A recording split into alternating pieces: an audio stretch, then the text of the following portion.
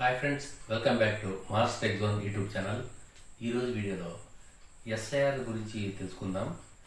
2002లో ఉన్నటువంటి డీటెయిల్స్ కావాలంటే ఎక్కడ నుంచి తెస్తామని చెప్పున్నారు. దాని గురించి నేను టెన్షన్ పడాల్సిన పని లేదు. మనం యాప్ ద్వారా తెలుసుకోవచ్చు. లేదా బిఎల్ఓని మనం కాంటాక్ట్ చేసినా బిఎల్ఓ చెప్తారు. వాళ్ళ దగ్గర కూడా యాప్ ఉంటుంది.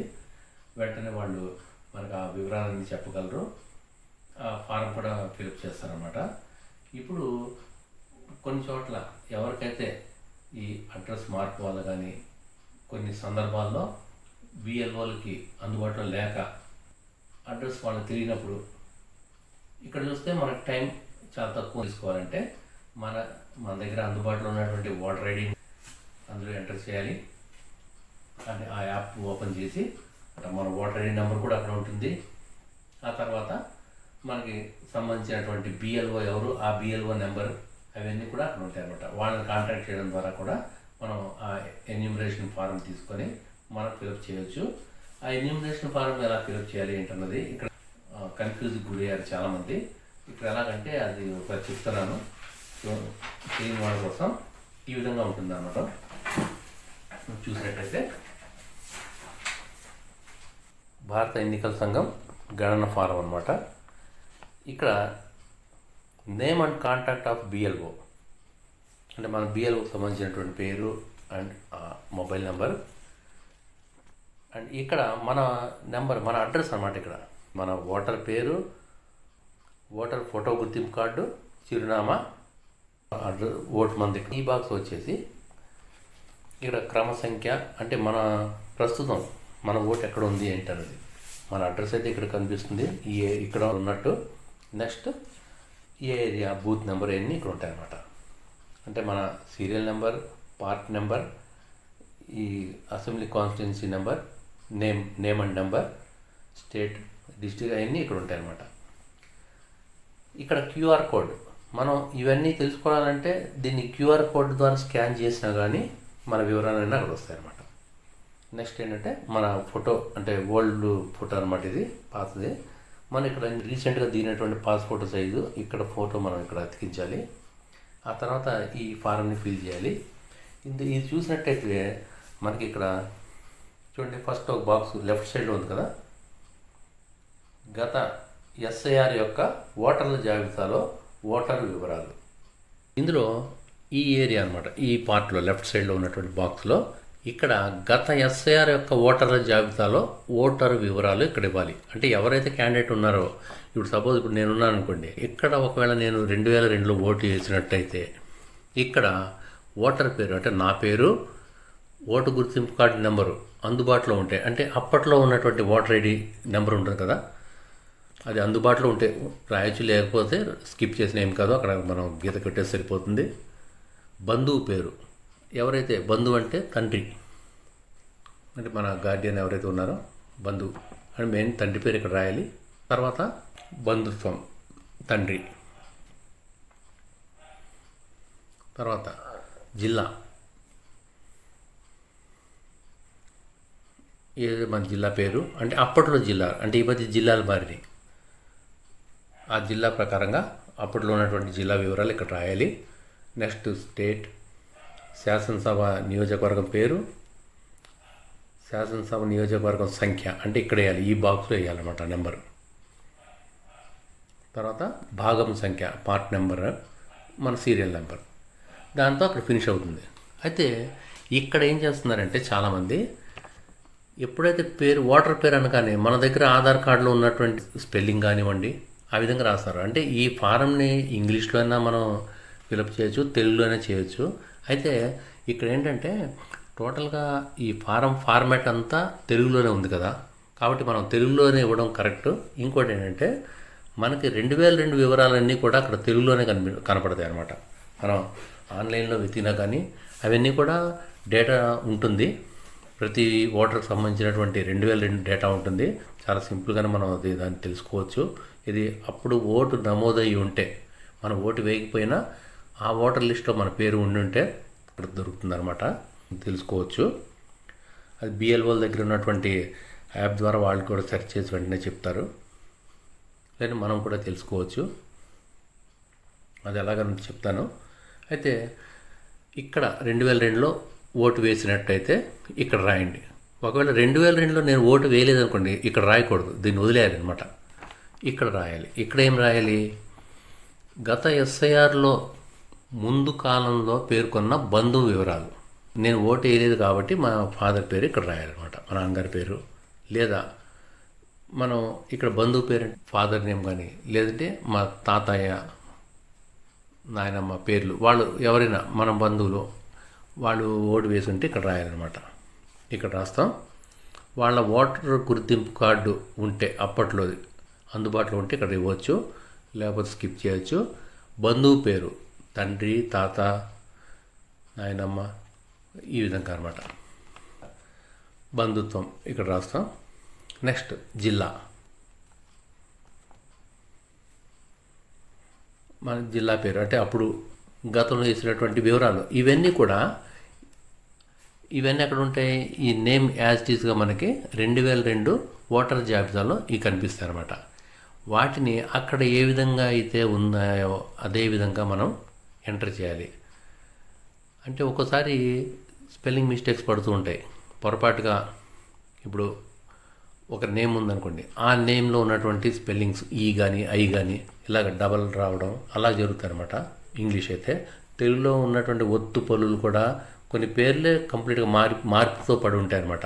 మనం ఏం చేస్తాం, ఆధార్లో సరి చేసుకుంటుంటాం కదా, ఆ విధంగా ఆధార్లో ఇలా ఉంది కదా అని చెప్పి మనం అలా ఇవ్వకూడదు. ఆ గతంలో 2002లో ఎలాగైతే అక్కడ నేమ్ ఉందో ఆ లిస్ట్లో సేమ్ యాజ్ ఇట్ ఈస్గా ఇక్కడ రాయాలి. ఇదేంటంటే అలా ఇవ్వడం వల్ల ఇక్కడ టాలీ అవుతుంది అనమాట, నేమ్ అనేది టాలీ అవుతుంది. తర్వాత ఇక్కడ చూడండి, ఈ కాలం అనేది ఇంపార్టెంట్ అనమాట. ఇది అందరూ కూడా ఎవరైనా ఓటు వేసినా, ఏది 2002లో ఓటు వేసినా కానీ ఓటు వేయకపోయినా కానీ, అంటే ఇక్కడ మనం ఫిలప్ చేసినా ఇక్కడ ఫిలప్ చేసినా ఇది మాత్రం కంపల్సరీ చేయాలి. అంటే 2002లో ఓటు వేసిన వ్యక్తులైతే ఇక్కడ వాళ్ళ ఆ ఓటర్ వివరాలు రాయాలి.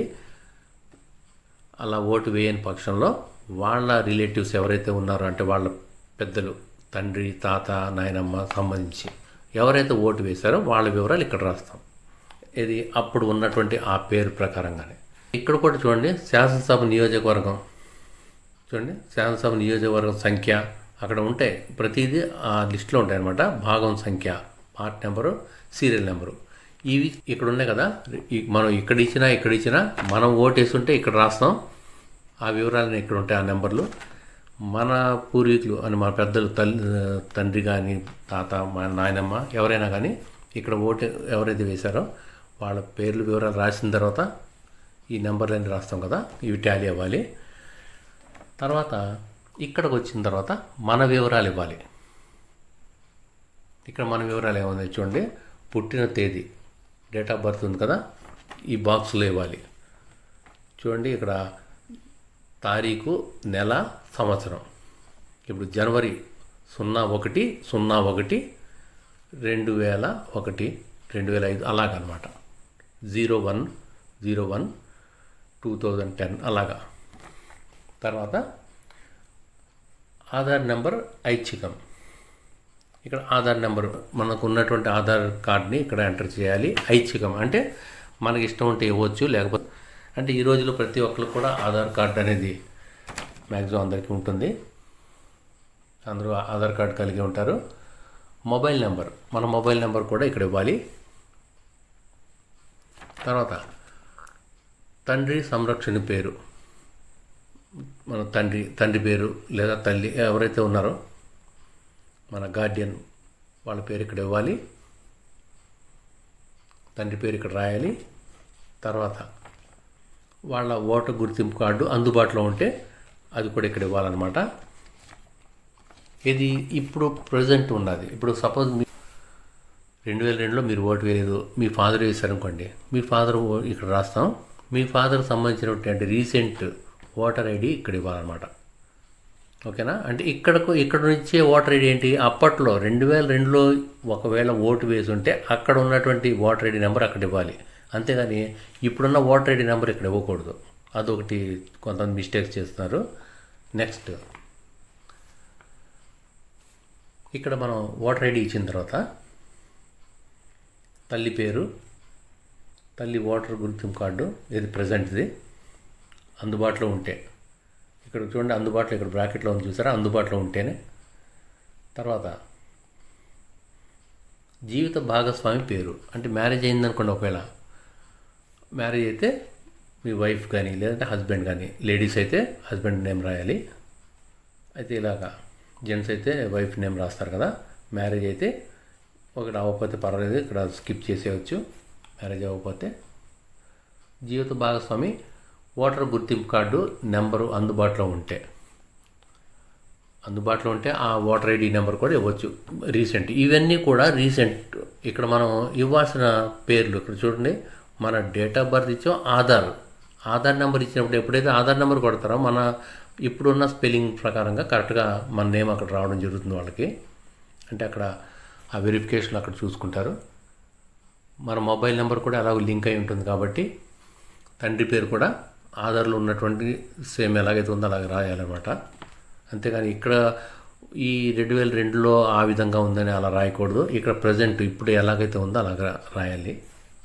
అంటే కొంతమందికి అలా మార్పులతో జరుగుతుంటాయి. అంటే సాధారణంగా మ్యాక్సిమం అందరికి కూడా అక్కడ ఏదైతే పేరుందో సేమ్ అదే కంటిన్యూ అవుతుంది అనుకోండి, పర్వాలేదు.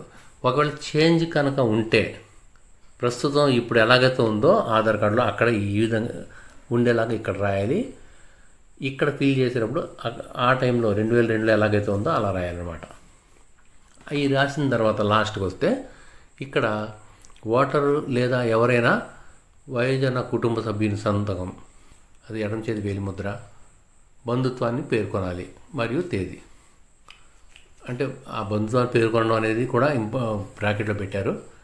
మనం ఏం చేయాలంటే ఈ ఫిల్ చేసిన తర్వాత, అంటే ఈ ఫారం మనమైనా చేయొచ్చు, మన తరపున ఎవరైనా చేయొచ్చు. మనం ఒకవేళ అందుబాటులో లేమనుకోండి, మనం అక్కడ వేరే ఊర్లో ఉన్నప్పుడు కూడా ఇక్కడ మన వాళ్ళు ఇక్కడ కలెక్ట్ చేసుకుంటారు కదా. బిఎల్ఓ ఇంటికి వచ్చినప్పుడు అందరూ అందుబాటులో ఉండొచ్చు, ఉండకపోవచ్చు. ఇంట్లో వాళ్ళు తీసుకుంటారు, ఆ పిల్లలు కానీ ఎవరో ఒకళ్ళు ఉంటారు, వాళ్ళు తీసుకొని వాళ్ళు ఫిలప్ చేసి ఇక్కడ సంతకం పెట్టి డేట్ వేసి ఇచ్చేస్తే సరిపోతుంది. ఇవి 2 ఉంటాయి అన్నమాట ఫార్మ్స్. 2 కూడా యాడ్ అయి ఉంటాయి, సేమ్ యాజ్ టీజ్కి లాగా ఉంటాయి. అది మనం ఒకటి బిఎల్ఓ తీసుకెళ్తారు, ఒకటి మనకి ఇస్తారనమాట. అక్కడ బిఎల్ఓ సంతకం కూడా ఇక్కడ ఉంటుంది. ఈ విధంగా ఈ ఎన్యూమరేషన్ ఫారం అనేది ఈ విధంగా మనం ఫిల్ చేస్తాం.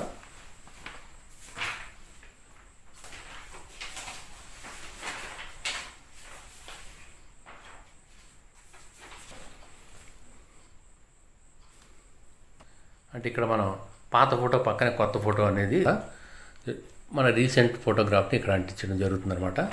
ఇలా ఇవ్వాలి. ఈ విధంగా మనం ఫారం పూర్తి వెనకాల బ్యాక్ సైడ్లో దీని గురించి కొంత వివరణ ఇస్తారు. గణన ఫారం కోసం సమాచార పత్రం